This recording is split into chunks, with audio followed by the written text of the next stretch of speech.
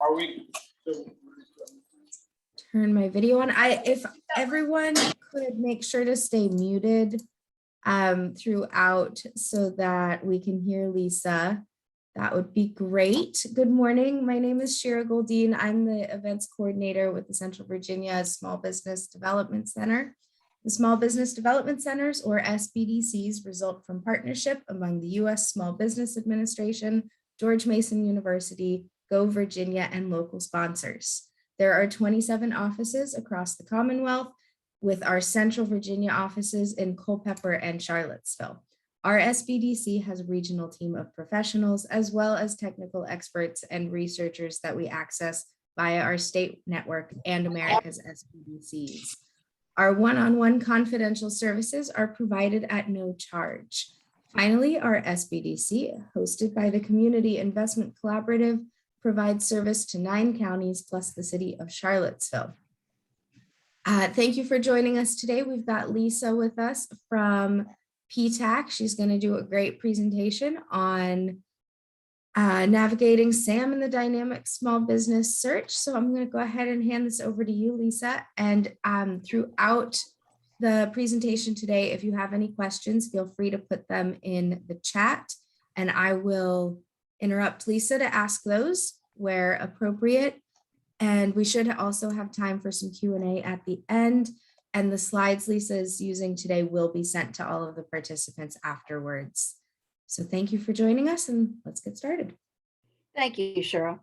Hi, I'm Lisa Wood. I'm the statewide director of the Procurement Technical Assistance Center. For those of you who do not know what PTAC is, we're a free service that is funded by the federal government and hosted by George Mason University. So we're only tasked with helping businesses do government contracting on federal, state, and local levels. So I'm glad you've signed up to participate in this class. It's Navigating SAM in the Dynamic Small Business Search. And I know this isn't the most exciting subject, but it's a very important topic, and it will help you refine your approach to government contracting. And I promise to make it as thrilling as possible. So without a good foundation in SAM and the dynamic small business search, you're going to kind of spin your wheels in government contracting. That's why it's so important. So today we're going to just go over the SAM application. We're going to go into the dynamic small business search, which is your free advertising to government. And a lot of people miss that. And we're also going to do a little bit of a dive into NAICS and Psc codes, because this is an area I see a lot of people making mistakes in. So just a little bit of background. I have been doing this for 11 years. I have probably done over 1,000 SAM and dynamic small business search profiles. We do not take on a new client until we go through their entire SAM and dynamic small business search profile. That's just part of your intake. Once you become a PTAC client, that's the first thing we do, because we want to make sure everything is answered in there correctly. So let's talk a little bit about SAM, which is the System of Award Management. And SAM just went through a change. It was running as beta SAM in parallel to the old SAM for a while, and now they've merged. Beta SAM has gone away, and the new SAM is out there. It merged several government sites, particularly FedBizOps, which is Federal Business Opportunities, and FPDS, which is Federal Procurement Data Systems. So they're all under SAM now. So this allowed the federal government to have stronger cybersecurity controls, because there were bad guys hacking into SAM and just making a nuisance of themselves. So this helps them control that a little bit. SAM also is how the government pays you. If you're not in SAM, you're not doing any work with the federal government. So this public, if someone goes into a public search of your SAM profile, they don't see your proprietary information. Some people get all nerved up over that and they think, oh, they can see my banking information. But that is not true. That information is not shown. It's just regular, everyday information that people would even find on your website. So once we get through SAM, you're awarded a cage code, and that is a unique identifier for your business. So when you first go into SAM, this is what you see. And you'll see here, contract opportunities, that used to be Fed Biz Ops. And that's where you would go to look for federal opportunities over $25,000. It's also where you would go to search for industry days and matchmakers. Every federal agency and military branch has to post their outreach in SAM. So it's a great way to see what matchmakers are going on or industry days.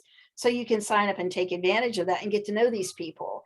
And the beauty of it is, in this virtual world, you can attend a matchmaker in California and never leave Virginia, which is really great. So they've had higher attendance than they ever had before. And you have the ability to be able to sit down in front of federal agencies and prime contractors that you may never have got the chance to do. So for what we're going to do today, we're going to select sign in the upper right hand corner here. We're going to go to sign in. So that's going to take you to login.gov. So login.gov is really not SAM. It is a third-party provider of secure logins. So login.gov is going to cover several areas. And once you have a login.gov username and password, you can use it in several different areas. For example, if you are a woman-owned business and you're going into the SBA to do your certification for WOSB or EDWOSB, login.gov will pop up, but it will be login.gov SBA instead of SAM, but it's the same username and password. So we're going to pretend that we don't have a SAM account. So we're going to go down here and we're going to select create an account.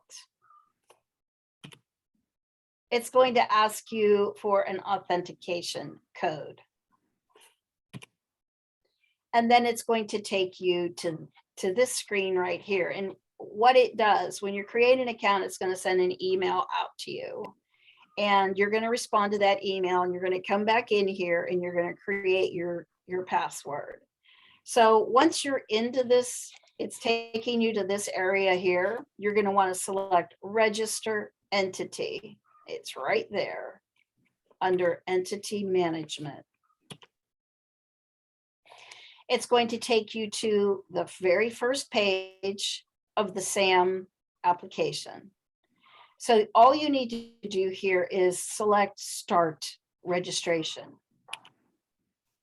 Then it's going to ask you to fill in one of these. You are going to select that you are a business or organization. It's the first one on there. And then underneath here, now this is very important because I've had people pick the wrong thing here, and it gives them an abbreviated version of SAM, because if you pick this bottom one, it's only going to sign you up for grants. It's not going to sign you up for taking advantage of government contracting opportunities. So you might just make sure that you're selecting, I want to bid on federal grants, federal opportunities and grants. So it's just really make sure you select the right one here, because then we have to go back in and fix it if it's wrong. Then it's going to challenge you for your DUNS. So you do need to have a DUNS number and an EIN through the IRS in order to go through SAM. So this is the DUNS page. You're going to put in your DUNS number, your legal business name and address as it appears in DUNS.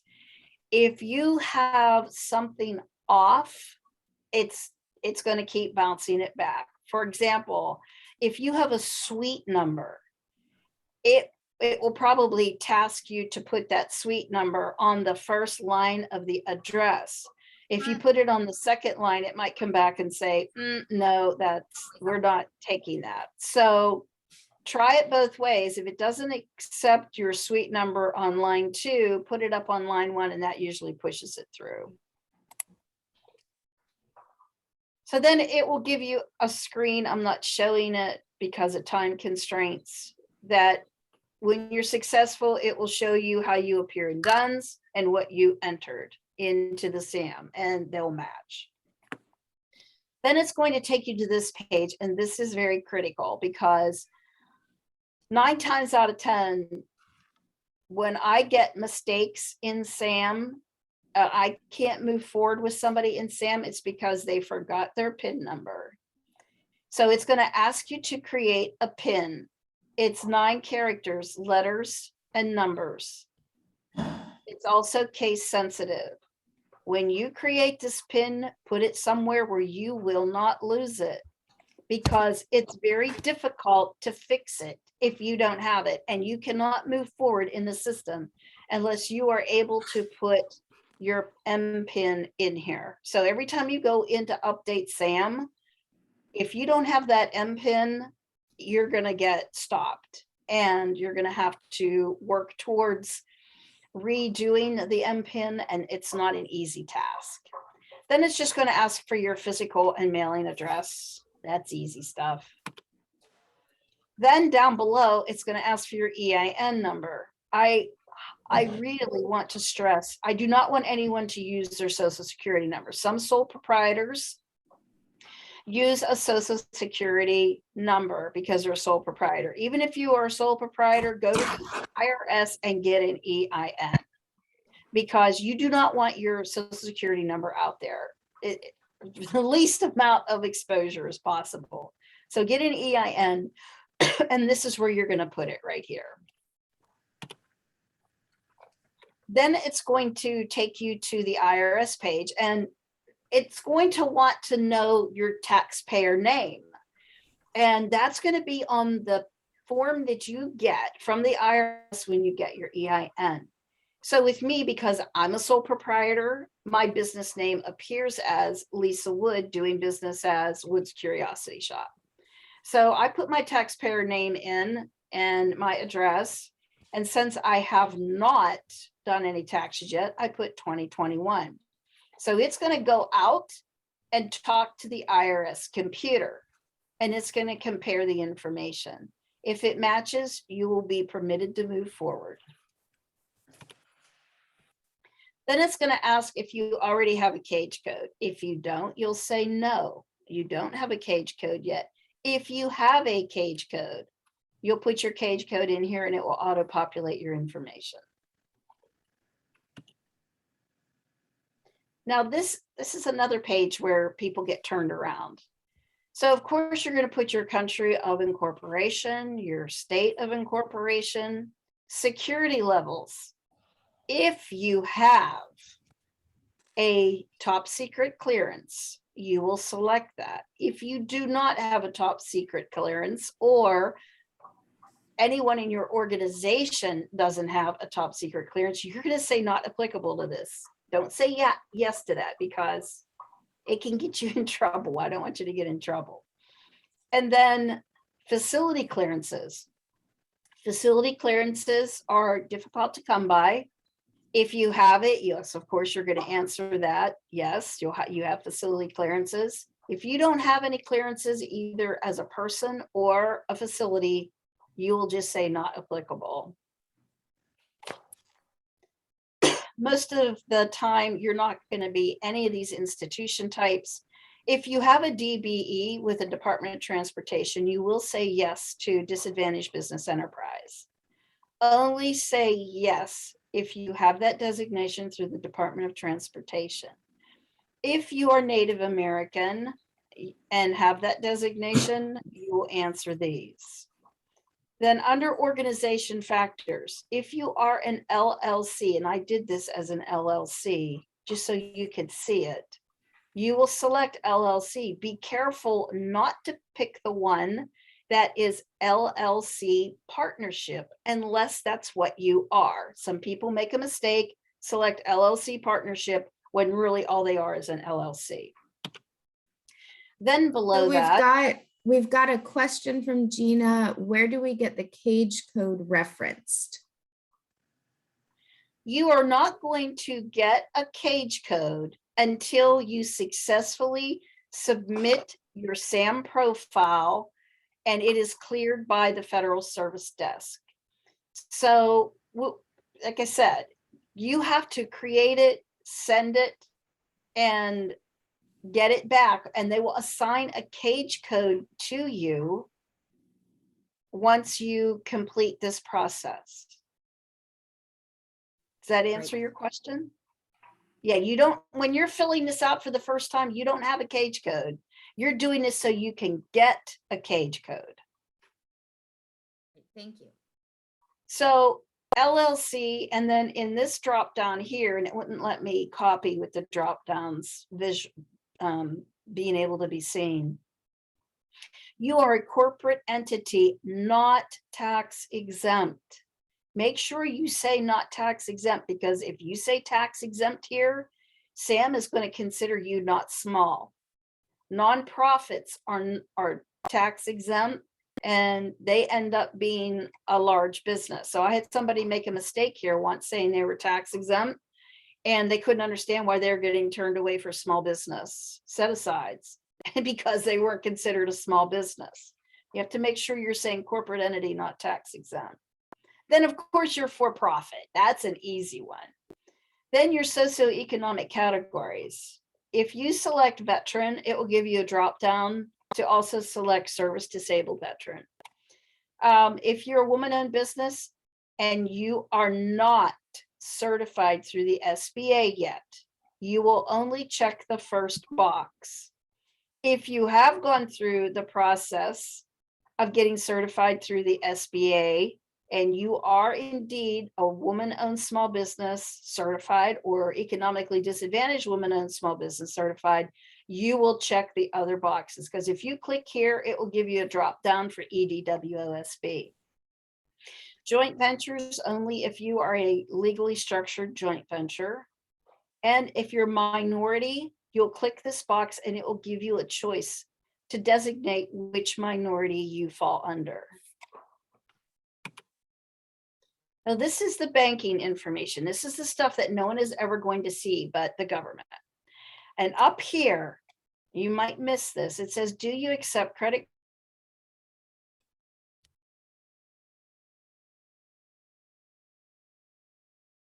Spends over $25 billion a year using their purchase cards. That's how they get to know you as a new vendor. You might go a year just doing small onesie twosies with purchase cards with an agency, building a relationship with them. Also, the state takes credit cards. They will buy with using their purchase card. It's called a P card. Don't go into your bank and ask for a P card. They won't know what you're talking about. And primes buy with their purchase card. So it's important that you have the ability to accept a credit card as payment. If you say no to this, it's an eliminator. They're just not, they're going to move on to somebody who does accept cards. And then you're going to put in your business banking information, routing number and account number. You do not have to put in a lockbox number, only do the things that have the red asterisks. Then here where it says ACH phone number, that is your bank's phone number, not yours. They need to call your bank to get the information they need to electronically deposit money into your account. Remittance address, that's your business address. So now NAICS and PSC codes, another area where people get turned around. And we're actually, after we do SAM and the Dynamic Small Business Search, we're going to talk about NAICS and PSC codes. So know that this is coming up. A NAICS code is an industry code. It only represents an industry. So each NAICS code is going to cover a lot of ground. So you're going to pick a NAICS code that best describes what you do and pick that. Do not pick any NAICS codes that do not fit your core competencies. Don't think, well, hey, I could team with somebody and I can use their NAICS codes too. Don't do that. The government wants to see codes that are in the same area, the same industry. If you do IT, only put in IT codes. If you do construction, only put construction codes in. You're not going to do things like, yeah, I do janitorial and IT. Just because I could team with somebody to do that. Don't do that. The government frowns down on NAICS codes that do not correspond with each other. So be very careful how you pick that. And later on, when we go into NAICS, I'm going to tell you how to find the best NAICS codes. So then there's PSC codes, product service codes. So where NAICS codes are industry codes, PSC codes represent buy codes. This is how the government assigns a value to what they buy. So these are pretty important, and most people miss this in their SAM profile. So there's a section of codes for commodities, and there's a section of codes for services, and we'll get into that later.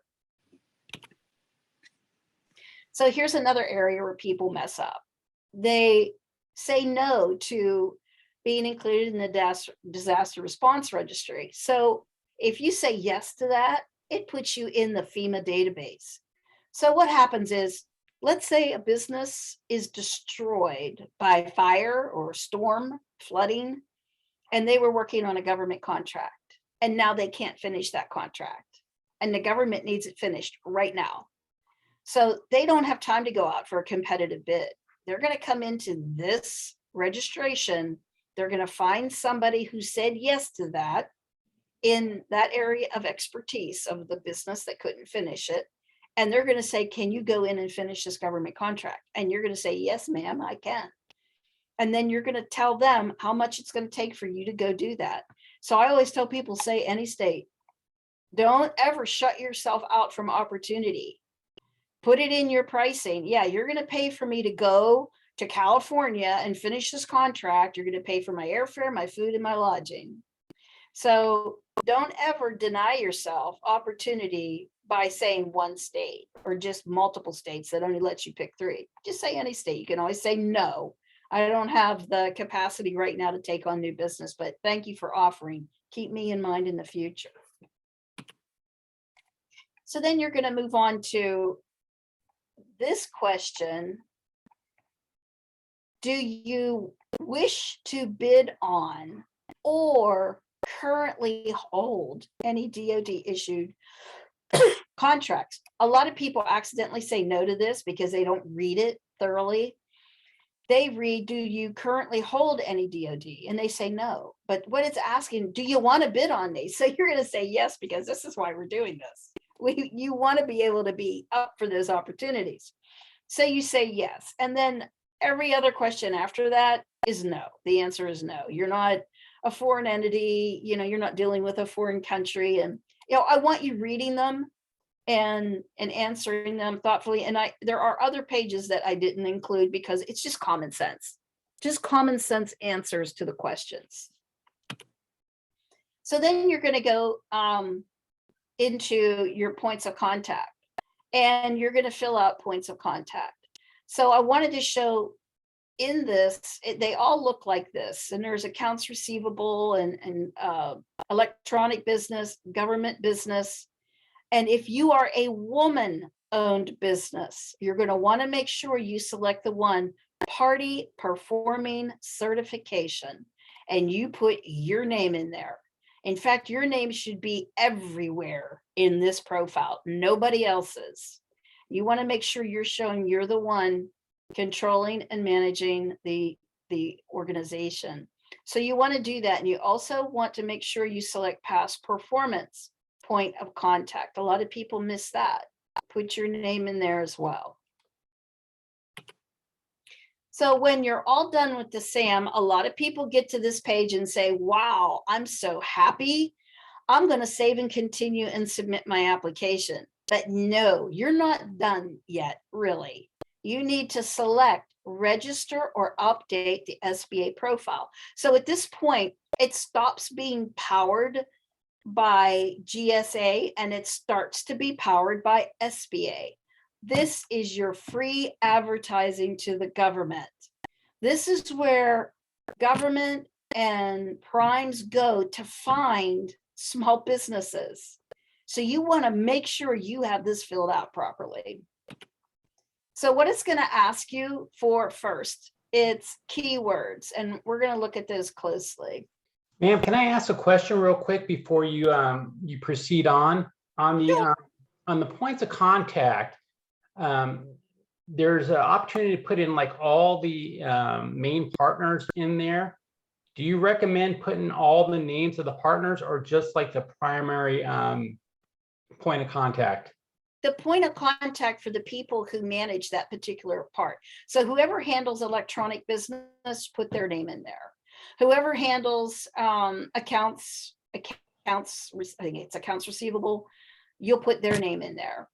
Government business, put their name in, past performance. My concern is if it's a woman-owned business or a veteran, you want to make sure they're in there somewhere. And even if it's the government business point of contact, but you're not going to put all partners in, only the ones who are actually fulfilling that part of the organization, because somebody in government will get annoyed if they go into accounts payable and receivable and they get somebody to say, oh, let me refer you to somebody else.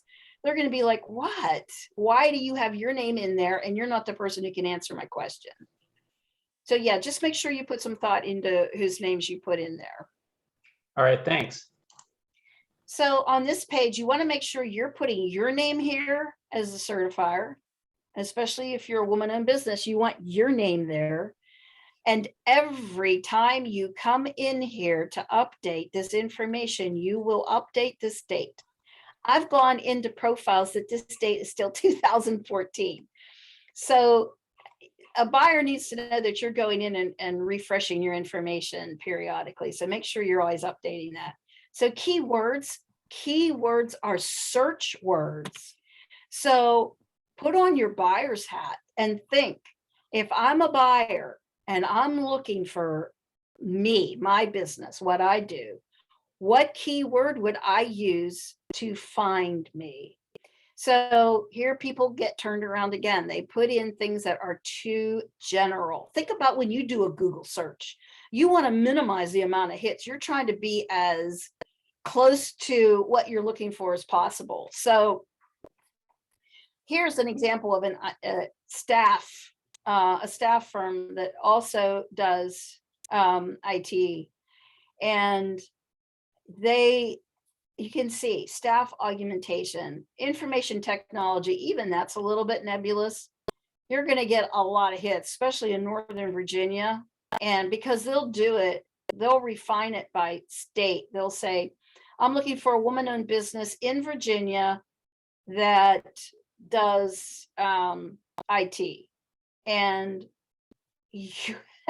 everyone in Northern Virginia does IT primarily. I mean, it's you can't turn around without bumping into an IT firm.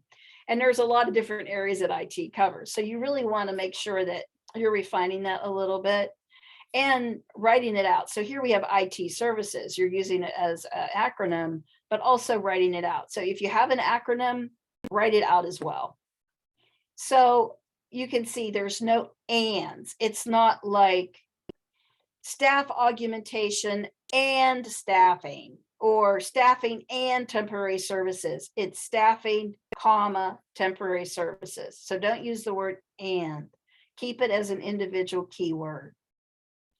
These are also great to have fun with. I'm gonna take you into an area in a little bit where you test drive these keywords and try them out in the public search.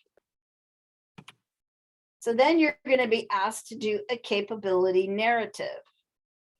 And it's also going to ask some questions here.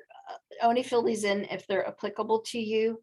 And it's going to ask for your percentage of what you do: construction, manufacturing, research and development, and service. So Most people are 100% service, but if you're doing any kind of R&D, you might want to do a 20% R&D and 80% service.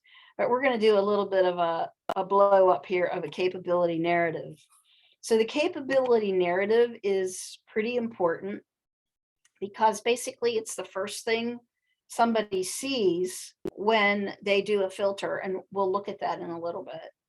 So here I'm showing you, this is a complete sentence. There is no marketing language in here. It is just the facts. And you're going to sprinkle in your keywords.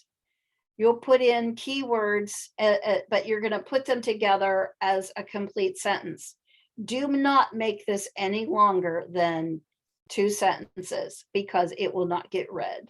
They're only going to read probably just the first sentence. So you want to catch them, you want to grab them at that first sentence. They might go to the second sentence if they're intrigued enough. So you can see how we took this, we put in the keywords that we saw previously, we turned it into a complete sentence. This is also something that could be used as an elevator speech or pitch if you're doing matchmaking. It can also be used in your capability statement as the brief paragraph of what you do with your business. So it's pretty important that you fill this out the correct way. You don't want to lose them here. If you start talking about we're best in class, state of the art, best customer service, no, they're not going to read any further. And they'll move on to somebody else. Tell them what you do and nothing else. So then they're going to ask you past performance. Hardly anybody fills this out in the government, and prime contractors have begged the PTAC program to make sure people fill out past performance. And if they do fill it out, sometimes they just don't do it right. So this is properly filled out past performance. This is the name of the company you sub to. They pay you. They're the ones who paid you to do the work, not the agency they were priming to, them. That's who you have the past performance with. What type of contract was it? This one was firm fixed price. So it could be firm fixed price, cost plus, time and materials. It could be a GSA contract. Put in what type of contract it was. Then the date of the effort. When did you sign that contract? When did you end that contract? So make sure you have these correct. If it's ongoing, you'll just put the start date. If it's a 5-year blanket purchase agreement, you'll just put in the date you have it and then leave this open. That means that it's still ongoing. How much you were paid and the person you deal with at M or info, you deal with Jane Doe, and that's Jane Doe's phone number.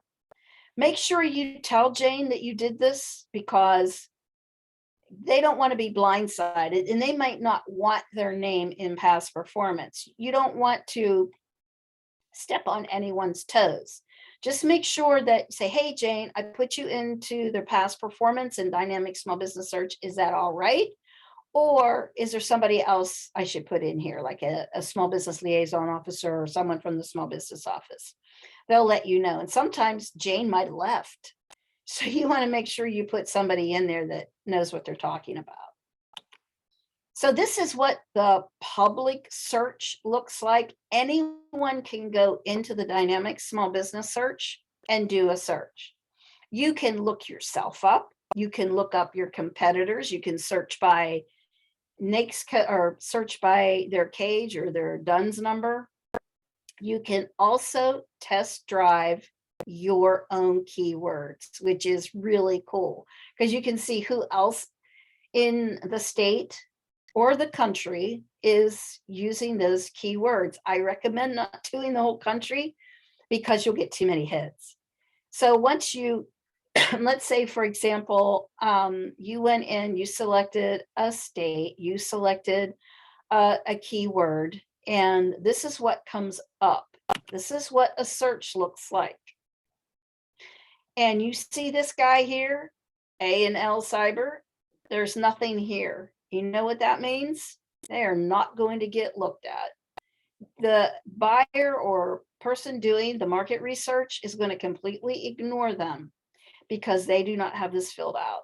They will be eliminated. Now here, these two guys here, that's a lot of stuff going on. Buyer is not going to read all that.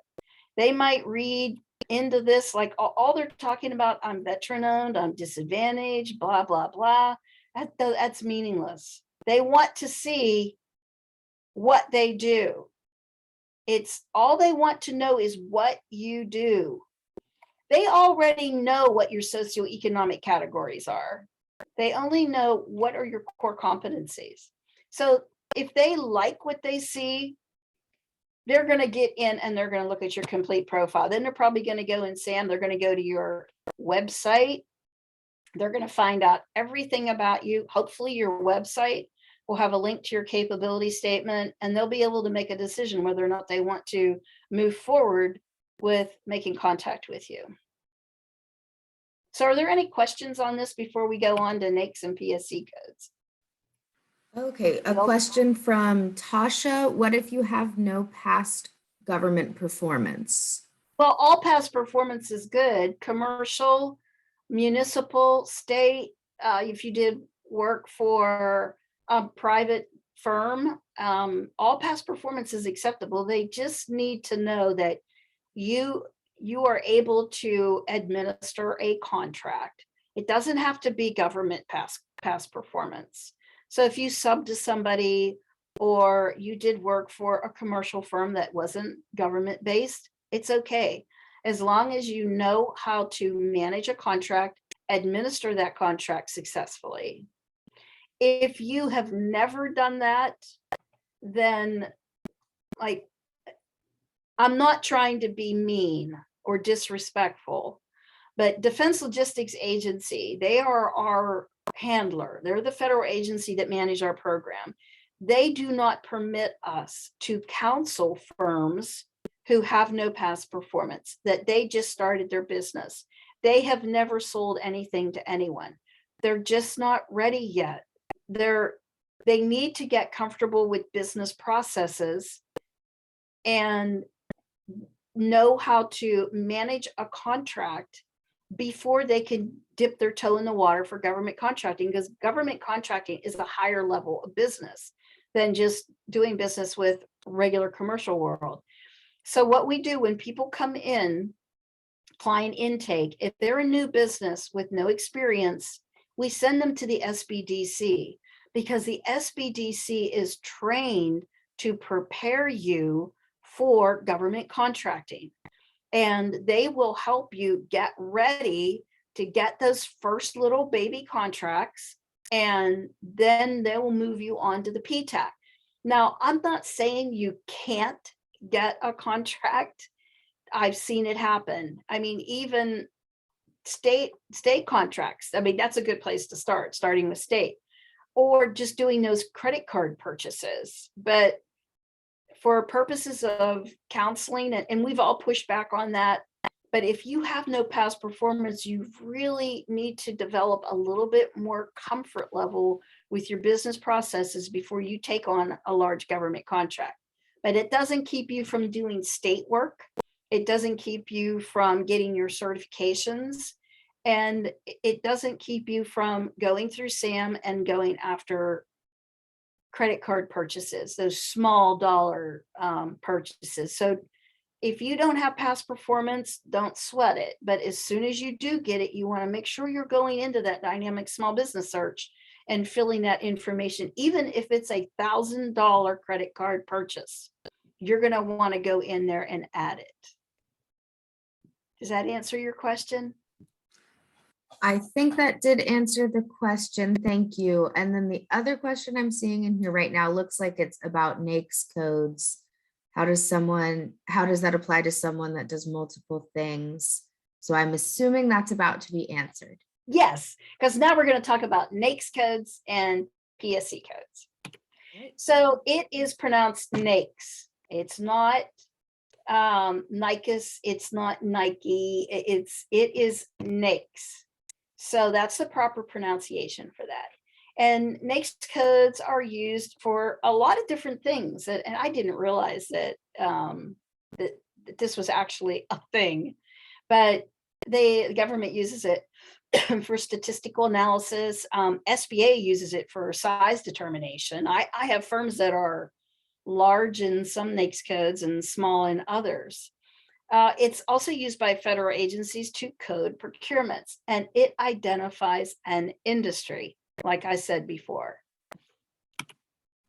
So it's also used in socioeconomic certification. So if you're going after 8A, you need to have a primary NAICS code, and SBA will look for contracts in that primary NAICS code when they ask you to give them a list of the contracts you have successfully administered.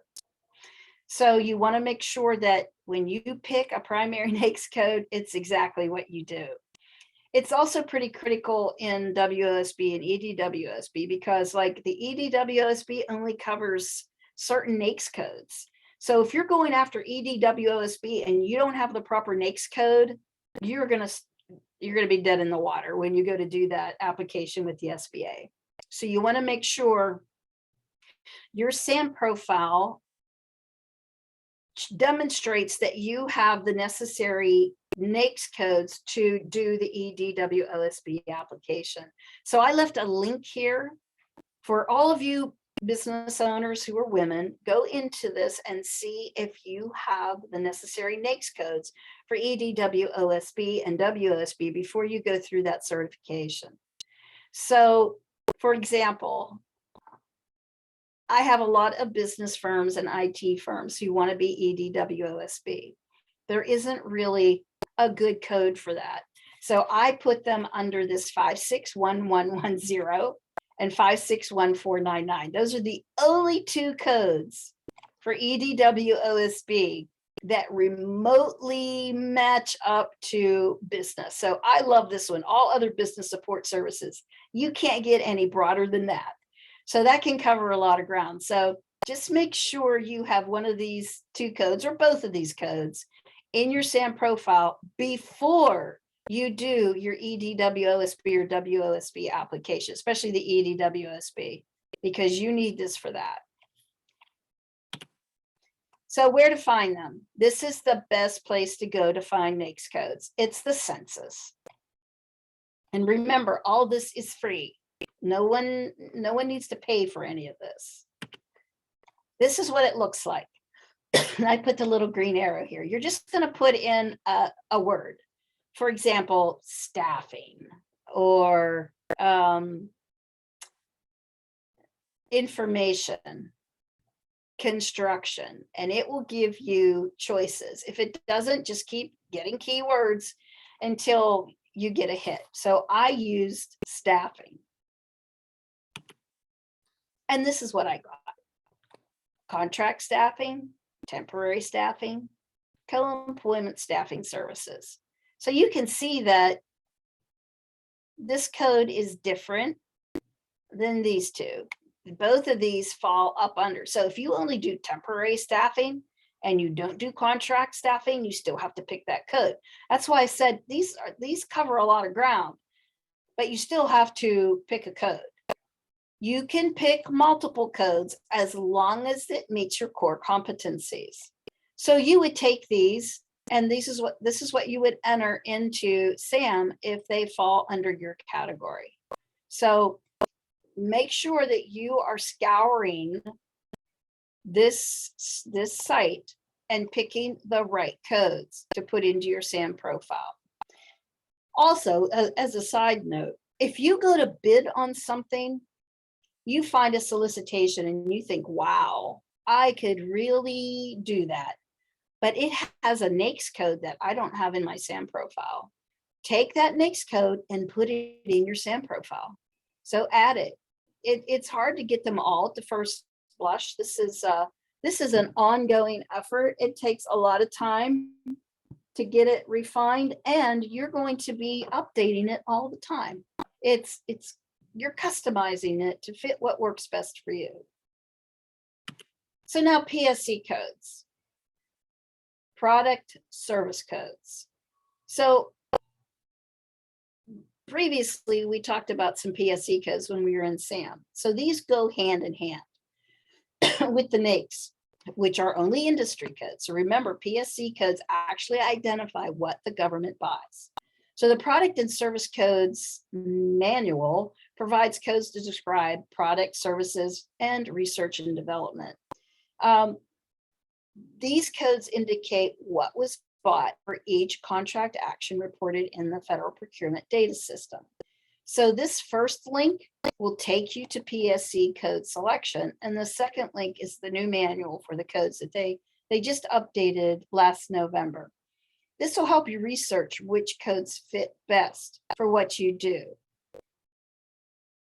These represent only one of the tools used by government agencies to classify acquisitions and procurement for goods, services, and solutions. So many people miss these codes in their SAM profile because SAM doesn't offer any real guidance on their importance. They don't come and say, hey, we're not going to let you move forward until you pick PSC codes. They just let you move forward without telling you, please put these in here because they're critical. So this is what outreach looks like. These are PSC codes. You see they're alphabetized. So I have my favorite areas, but you need to go in and see which ones best fit what you do.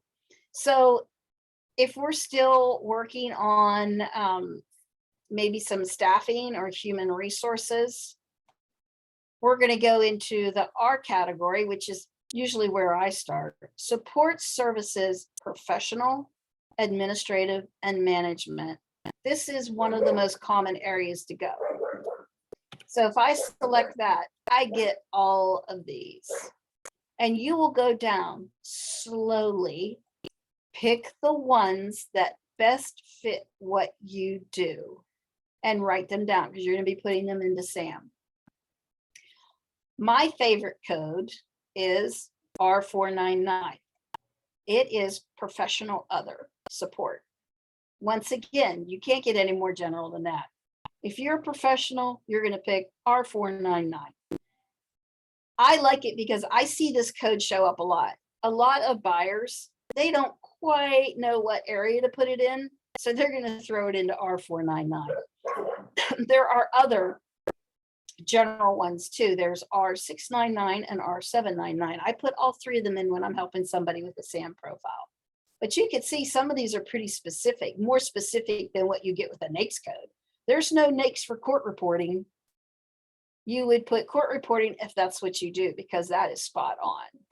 A lot of these are spot on.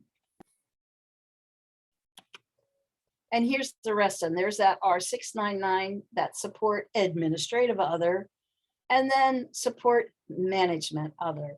So a lot of good stuff here. Auditing, public relations, banking. So then here's another good one. A lot of people do education and training. And they're not educators, they're not academics, but they do training.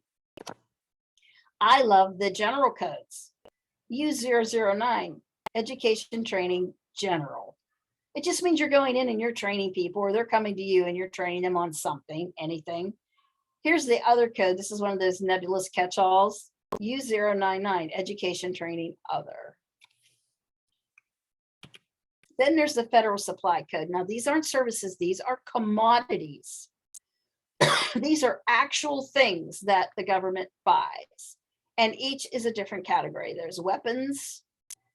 There's ships, you know, everything. It's really cool. So the next side, these are just added. These are anyone who's in IT. You're going to go over to this underneath 69 instead of 70. They have 7A through 7K.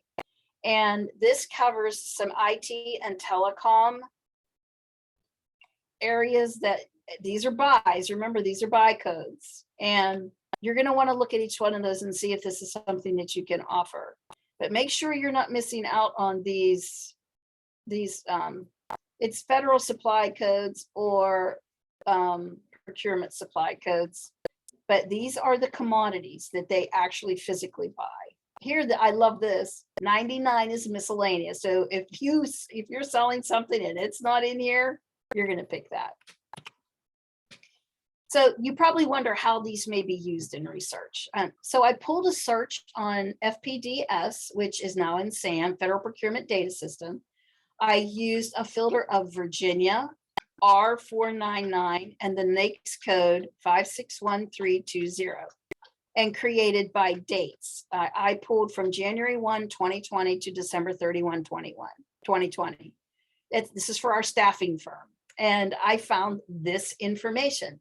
So please note that there are only 175 contract actions for 2020 under these codes.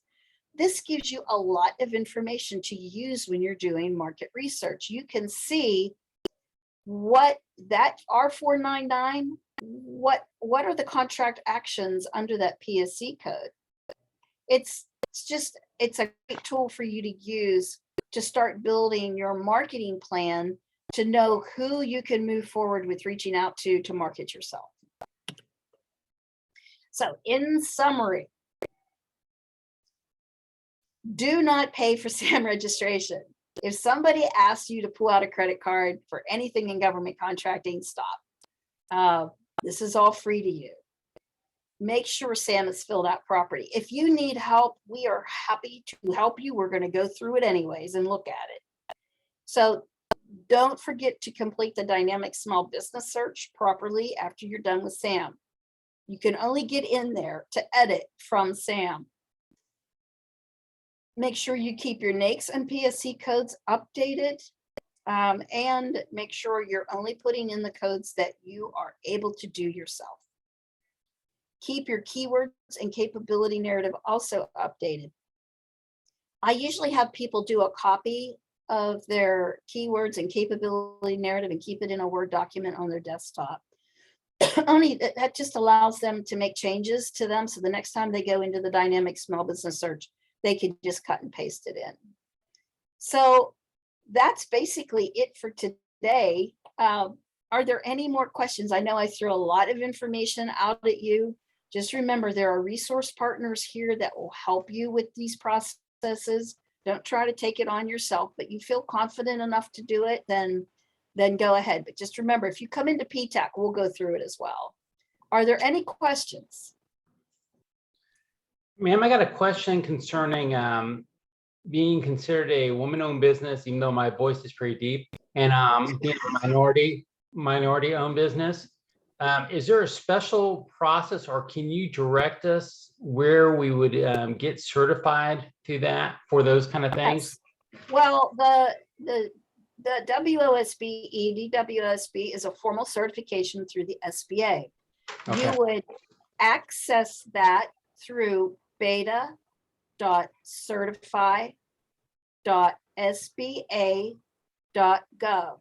Please do not try to do this yourself. This is a very difficult certification. SBA has made it very cumbersome and hard to use. If you make a mistake, they don't always tell you what you did. They just return it to you. And you could spend a lot of time trying to figure out what that analyst was thinking. So the first thing you want to do is make sure you're going through SAM and all your information is proper in SAM before you do the beta.certify.gov, because it imports your information from SAM. So if you have a man's name all over SAM and you've got the information in there that really isn't clear that it's a woman business owner, it's going to import all that information, and you are going to have a difficult time getting the male person who did this information out of there. So it's something that I know you're all capable of doing these things yourself. I would just prefer that we help you with WOSB, because I've been doing this formal certification with women business owners now for a little over a year, and it is a nightmare, and I do them every day. You're only going to do it once. I know the pitfalls. I know what SBA is looking for, and my team, of course, as well. we know the mistakes that could be made, just like how you structured a resume, how you structured your operating agreement, what you're putting in for articles of organization. If it's not right, they're bouncing it back. Now, there is a 90-day turnaround on approvals. If they come back and say, you need to give us this document, that clock starts ticking again back at the 90-day mark. So Wow. I've had people wait 6 months before they were finally approved. So we would rather you do it the right way first. You'll get approved a lot quicker if we help you through the process. And is it the same way for the minority status, or is that different? Well, for minorities, that's considered disadvantaged business. So disadvantaged businesses self-certify in SAM. There is no formal certification for disadvantaged except for 8A. 8A is a formal certification for disadvantaged, socially disadvantaged, and economically disadvantaged firms. So 8A is another very involved, complicated application. And once again, please have us help you through that because we know the pitfalls. But what we tell people is before you decide to pursue these, go into the SBA's website, pull up the requirements for eligibility and read through them. Because if you don't have 2 years of experience, you're not getting through 8A. If you have all of your contract revenue coming from one source, you are not going to meet the requirement of less than 70% of revenue coming from one source. So little things. If your business tax return, the business code is not your primary NAICS code, they're going to bounce it back. So there's a lot to consider before you go into 8A. And that's if you're a minority firm, you are considered disadvantaged both socially and economically, but you got to fit the requirements for economically as well, like less than $750,000 in personal net worth. Some people don't fulfill that. They're over that. So you just want to make sure that you're eligible before you start this process. Yes, ma'am. And then that, for a follow-on question, in one of the sections, it talks about disadvantaged business enterprise, yes or no. So that's DBE. That is for Department of Transportation only. And the state, when you are going and putting your business in for EVA to take advantage of state opportunities, and applying for SWAM, which is Small Women and Minority Certification through the state, they will also help you apply for Disadvantaged Business Enterprise. So the DBE through the Department of Transportation does include not only minorities, but women. So a lot of people don't know that. So DBE is just a separate certification that you get through the Department of Transportation. It allows you to do work for the Virginia Department of Transportation. Each state has their own DOT. okay, so for right now, when we fill that out, it's going to be no until we get the certification for the disadvantaged business enterprise. If you get a DBE certification approved through Department of Transportation, you'll go into SAM and update that. Okay, all right, thank you. Okay, we've got a number of other questions in the chat. I'll start reading them, and anyone that added your question in the chat, feel free to just unmute yourself and ask as well. So let's see. Could I ask a question before you do that related to what was just discussed on the DBE? Go ahead. Just a quick question. I was back in March, I was trying to clarify that too with the DBE here with my application. And I was told, as you said, it is Department of Transportation, but I could not find clearly or contact the office that could help me with doing that. And so I was going to ask, what's a clear way to make sure that I can be in touch with the office that does that process, DBE, so I can. Yeah, you can go in EVA. You can access that through EVA. So the state can help you, and the state is a good contact for going through that as well. I know they don't give you like a clear path putting in your application for DBE, but the state is really good at helping you with that. They even have training on that on occasion. You might want to go into the events listing under state procurement, which is EVA, and see when they're going to teach the next class on getting your DBE. Okay, so if I work through the EVA office, they will be able to direct me to how to make sure I get that. Yeah, EVA. and Courtney Mustin, who trained, I think last week, Courtney Mustin is the state representative for procurement. Courtney can answer that as well. She can guide you in that area. Okay, thank you very much.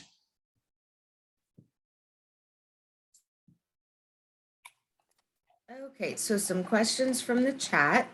We have, sorry, I'm having to go through and find them.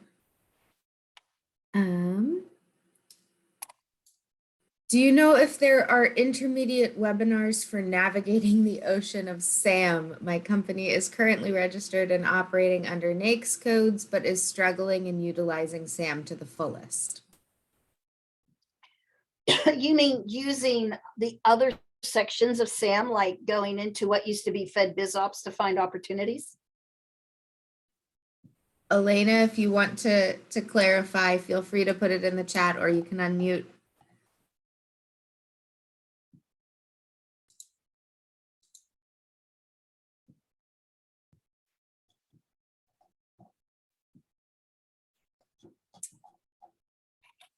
We just don't know all the capabilities of SAM and we're hoping to find that out. Okay, so when you get on the SAM landing page, let me go through my slides here.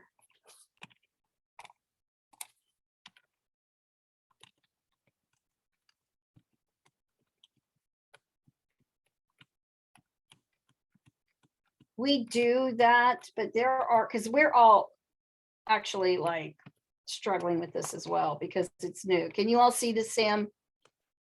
So they have tutorials and help sections in here, but I walked you through how to update your information or register as an entity.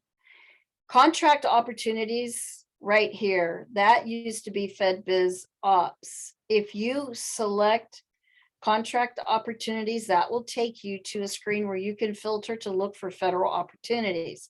You can also look for sources sought, and you can look for industry days and matchmakers that they post. You have to really learn how to filter effectively or you're going to get a lot of garbage. So you want to make sure that one of the sections that they call out is show items that will post that posted in the last 3 months. If you select that, that eliminates all those ones that were posted like in 2018. So it's really a learning curve. And my team, we're happy to help you navigate through SAM. And SAM does provide tutorials. And there's a lot here. I mean, there's federal procurement data systems, there's the wage determination, which used to be departmentof.labor.gov. There's a lot going on here. And we could build a whole presentation on just how to navigate everything in SAM. So it's in the works, but specific things that you would want to see, we're happy to do that with you. If you're already a PTAC client, just reach out to your counselor. If you're not, sign up and we'll assign a counselor to you, and you'll be able to have a virtual call and navigate through SAM, and they'll show you the tools of how to access every part of SAM and use it to the best of your advantage as a tool.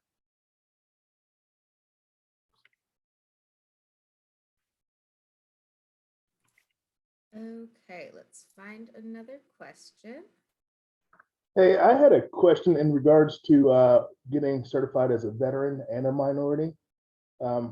You had mentioned something earlier about getting certified, but I wasn't able to write that down. I was hoping that you'd repeat that. If you are a veteran, you will self-certify in SAM. But the VA, if you want to do business with the VA, you will do what's called verification.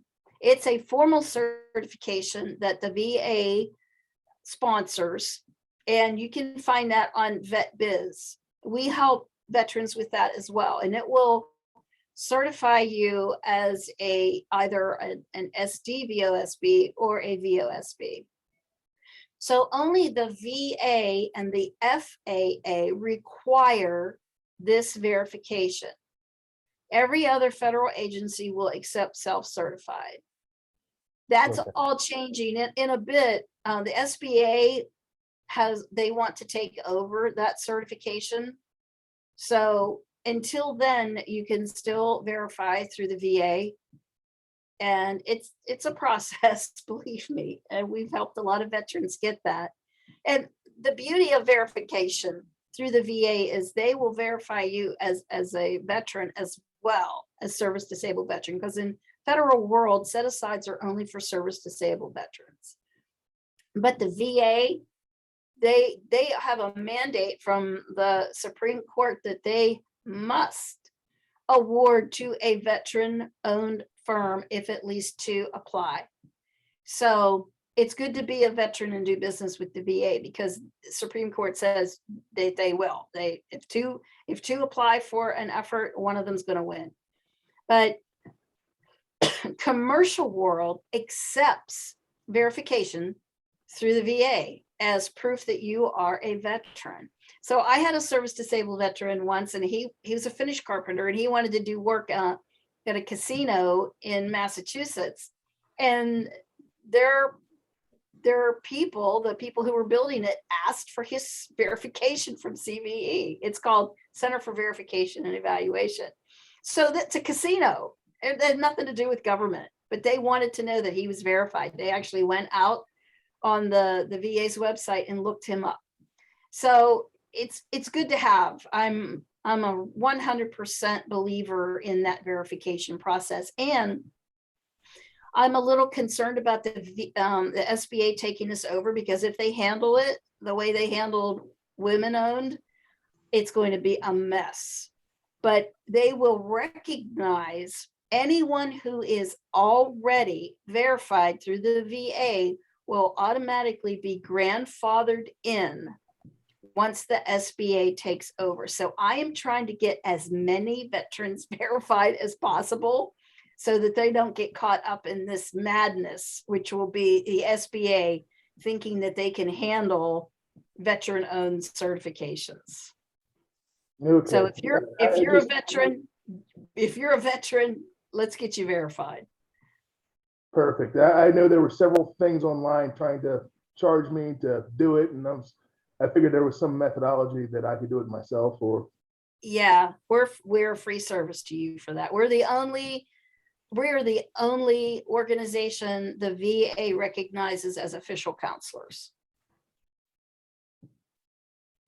Ma'am, Okay, I have one question about that. That's assuming that your business is more than 51% owned by the veteran. Just Oh, because. yes, absolutely. Okay.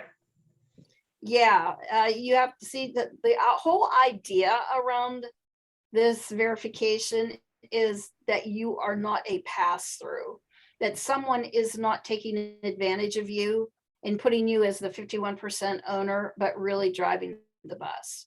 So they're very careful. And if that veteran or veterans that own the firm, if they don't have the majority vote, or decisions can be made concerning the organization by non-veteran owners, it's not going to pass through. So you really have to be careful with, I prefer to do them as 100% veteran owned, because it's a nightmare to try to get through if there are non-veteran owners involved. okay. From the chat, Nicholas asked, excuse me, should you subcontract with a prime prior to even creating a SAM.gov account, or should you create a profile anyways prior to finding primes? Yeah, because they go there to see if you're on the excluded parties list. So you did something bad in the past and you're on the excluded parties list, you're not allowed to participate in federal contracting, even as a sub. So a prime is going to go to SAM to look you up to see if you're on the excluded parties list. So you want to make sure that you are in SAM. If you want to sub at any tier to a prime who is working on a government contract.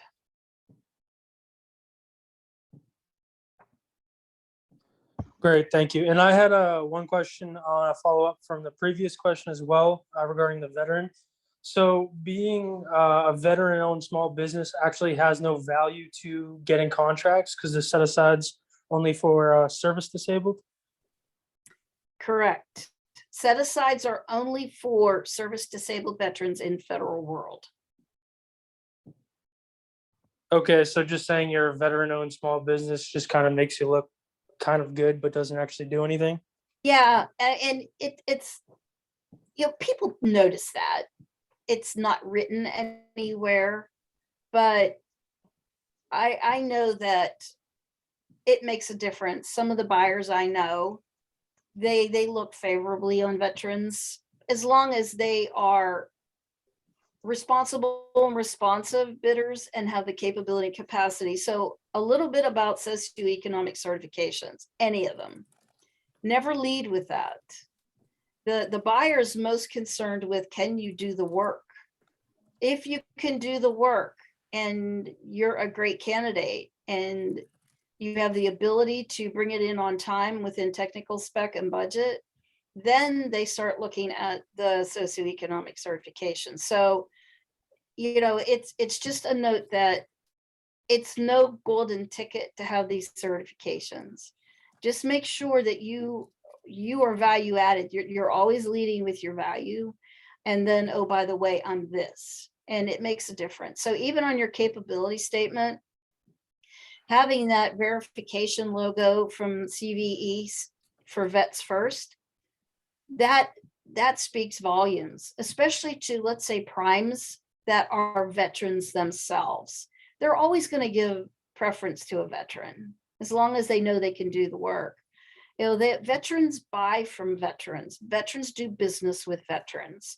It's brotherhood and sisterhood. So it's important that no one is discounting that. And I think it's a great injustice that set-asides are only for service disabled veterans, but that's the federal government. Now, primes and people, non-government entities, say organizations like Pitney Bowes, Johnson & Johnson, Disney, ESPN, they have diversity goals, and it's not service disabled veteran exclusive. It's veteran owned.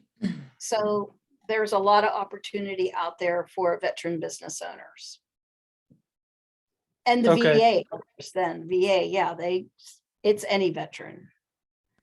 Thank you. And then additionally, so as you mentioned, to create a profile prior to subcontracting, because the primes go through SBA. To follow that, so if you're looking initially starting as a subcontracting firm, what would you then put in SBA.gov if you're actively looking for your first prime contracts, but you still have to create that when they ask for your previous work? You mean in the dynamic small business search? Well, in the SAM.gov creation, you mentioned that you have to annotate any past performance with any entities. But like for me, creating the business, initially starting off as a subcontractor, finding primes, still creating the SAM.gov profile, what do I then put in that prior to actually finding a prime if they're going to go through SAM.gov? Yeah. Does that make sense? So, well, SAM, they're not going into SAM to see that. They're going into the dynamic small business search. So SAM is powered by DLA, but the dynamic small business search is powered by the SBA. So it's two different entities. So the buyers, if they're doing market research, they're going into the dynamic small business search first, and they're going to look at past performance. If you have no past performance, if you've never had a contract, you will not put anything there. When you do get a contract, no matter how small it is, you will enter it as past performance. off there. Also, the same with your capability statement. So on your capability statement, if you have no past performance, you're going to talk about what makes you a subject matter expert. You're going to go long on what you do. And I'm going to give you an example. A while back, I had a service disabled veteran who worked for an environmental firm for 25 years, and that firm went out of business. So he started his own business. He was a subject matter expert on environmental remediation. So when we did his capability statement, we talked about him, his years of working in that field, what he was certified in environmental remediation. And I got him approved through verification as a service disabled veteran. And he started winning contracts through the Army Corps of Engineers, really small stuff. They were just credit card purchases, like 1,000, 2,000, 3,000. But he was able then to start building up his past performance. But in the beginning, he had none. He was just fresh. And we just built his capability statement and profile based on his knowledge and what he had accomplished working for someone else in that field. Okay, awesome. Thank you so much. Okay, a question from Janine. I have an event rental business, not sure how to show past performance since most of my work is with venues, planners, or individuals. Is it required or can I get a contract without showing past performance? Well, you've done business with somebody. I mean, if you've done business with event planners, they have a business. So you would put that event planner in as a past performance. So think about who has paid you. Now, if it's a private individual, you wouldn't do that. Like if somebody hired you to put up tents at their daughter's wedding. But if you're going through an event planner or a wedding planner, then they are your past performance. Also your years of experience. So once again, if you have limited past performance, you're going to talk about yourself. You are the commodity.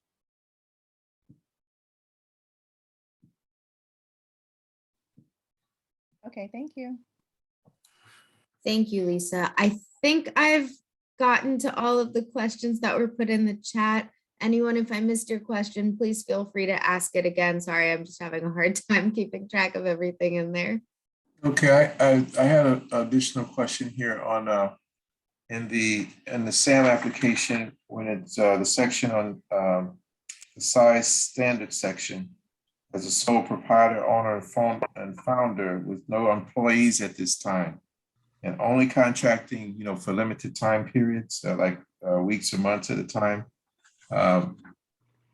The question is, should I include myself as an employee in responding to the question, average number of employees? Yeah, just put yourself in there as one. If you've never made any money, put $1 in, because it's just to determine your size. And I think the lowest size determination is $9 million and 150 employees. So you're far from being considered large. Just put in, be truthful, consider yourself one employee and the lowest dollar value that you can, unless you made some money, unless somebody's paid you somewhere along the line, but it's not critical. It's just to show you're small.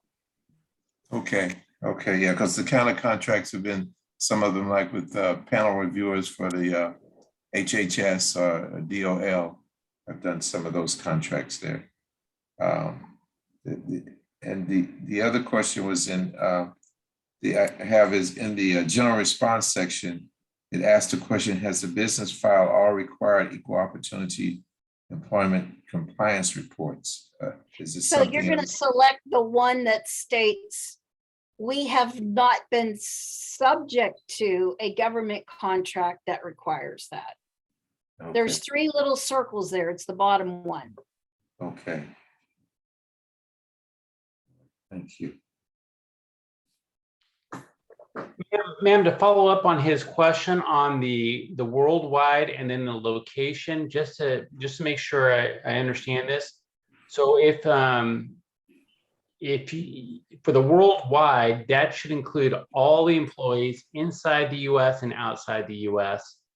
And then the location should only include those in Virginia. Is that correct? That worldwide is not mandatory, it's optional. Okay.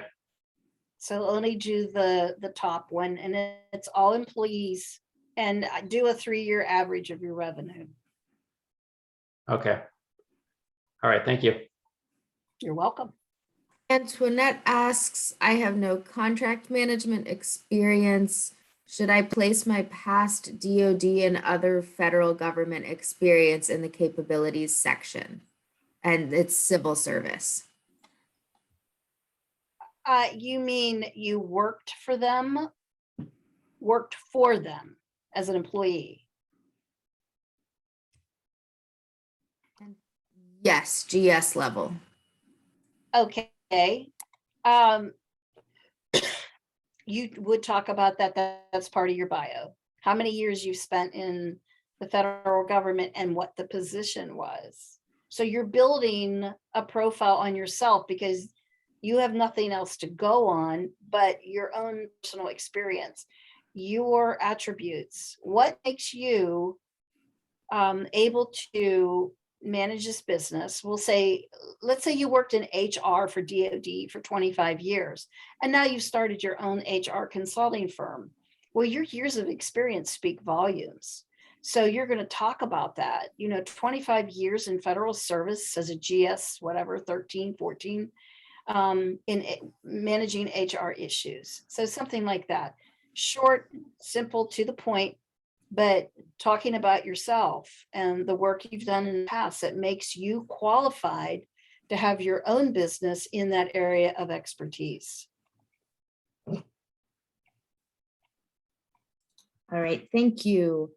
And Janine asked, where do I go to complete dynamic small business searches? Well, you need to, if you're doing it for yourself, you want to fill out your profile. It's at the end of SAM. You have to do SAM first, go through the SAM pages, and at the very end, it asks you to go into the Sba Supplemental Pages. And there was a slide on here showing that page.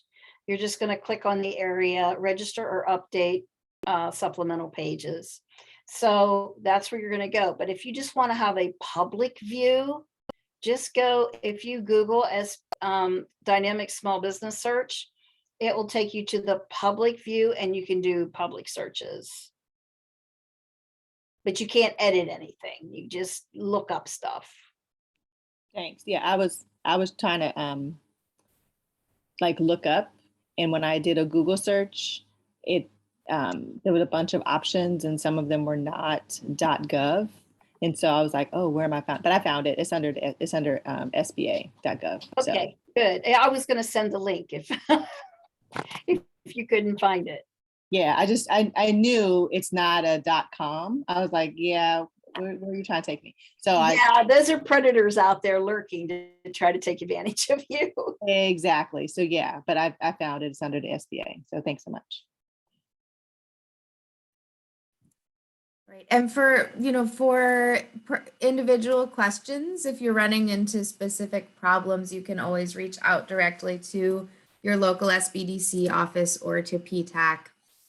And there are advisors at both organizations that should be able to help you. Or if you reach out to the SBDC office and we're not able to help with your specific question, we can always refer you to people like Lisa at PTAC.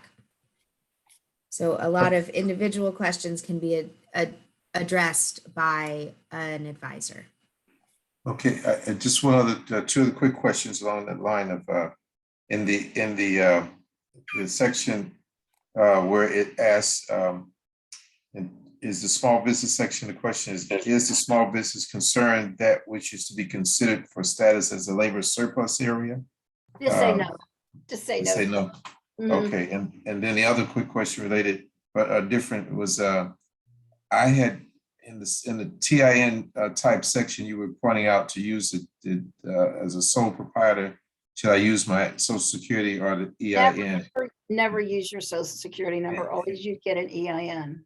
Well, you see, yeah, you said that earlier. My question is this: I've been filing so far with the IRS under the social security as a sole proprietor. So starting next year, I'll be using the TIN to have two separate ones there. So when I apply for the SAM at this point, just use that TIN, even though it has not been affiliated with the prior work. Yeah, but you could go ahead and get your EIN now because it's free. I have the EIN. I just had not used it before because of the earlier with the sole proprietor. I just been using the social security, but I have been advised to use it going forward. So I would use the EIN in SAM. So even though they won't find any work under that because they're not looking for work, they'll go and they'll find your application for your EIN. That's what they'll go by. Okay, okay then. Thank you.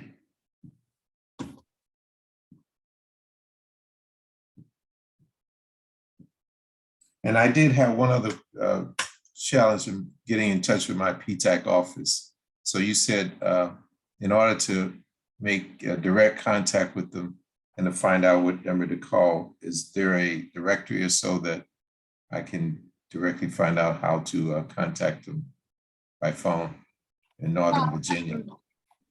Yeah, hold on here. Our number, our direct number, you want to become a PTAC client. Yes, that's correct. I'm in Alexandria, Virginia, and want to become a PTAC client. All right, so you're going to want to go to our website, and our website is virginiaptac.org. virginiaptac.org. Okay. And under services, you'll find request counseling or become a client, something like that. And you go in there and fill out the information that goes into my intake person. And then she will assign a counselor to you.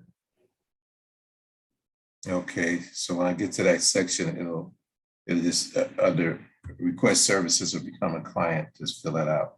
Yes. Okay. All right.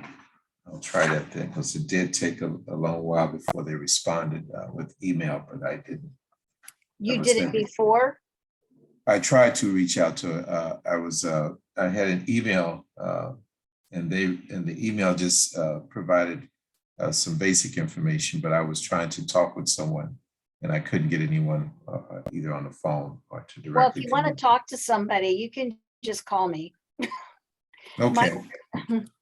My number is 703-277-7755.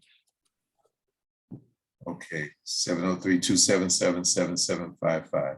Yes. Okay, and I just see Virginia PTAC on the screen, so I'm not sure what the name is. We are the Virginia PTAC. So just call Virginia PTAC, ask for them when I dial that number. Yes. Okay. Oh, I see Lisa Wood. Okay, thank you very much.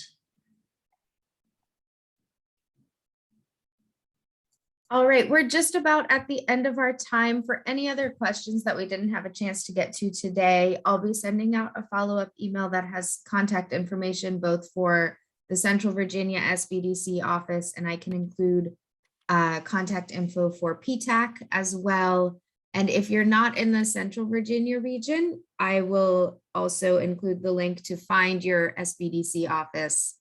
So thank you everyone for joining us today. I've had a lot of questions about the recording. Yes, I will be putting the recording on the CV SBDC YouTube page, so keep an eye out for that. And thank you so much for joining us. Thank you, Lisa, as always, for an excellent presentation. And have a good rest of your day, everybody.